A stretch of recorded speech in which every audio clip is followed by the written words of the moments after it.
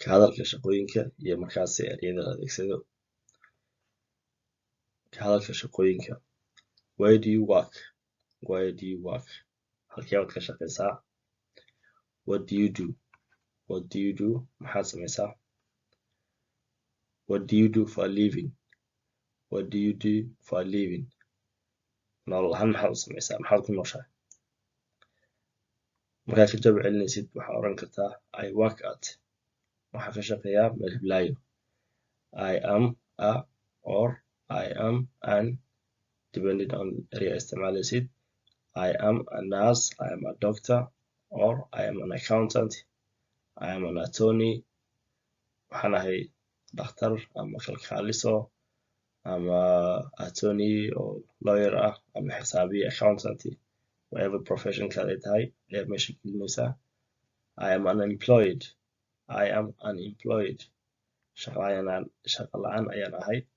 I am between jobs now. I am between jobs now. hadda shaqooyin ka dhac kadib ayaa qabtaa. 2 shaqo 3 shaqo ayaa ka shaqeeyaa. ama shaqaa ka tagaa shaqo kala bilaabaa. I am looking for work. I am looking for work. shaqo doon ayaan ahay. I am stay at home mom or I am stay at home dad. waxaan ahay hooyo guri jooga ama waxaan ahay aabbo guri jooga haddii midkoodba uu jiro. I run my own business. I run my own business. waxaan maamulaa ganacsigii shaqsiyadeed. I am a freelance. waxaad dhihi kartaa writer, designer, journalist, actor, whatever it is aad qabatid. freelance waxaa laga wadaa shaqada markaas aanan xadidnayn oo hal employer aad u shaqaynin laakiin saacado go'an aad shaqaynin.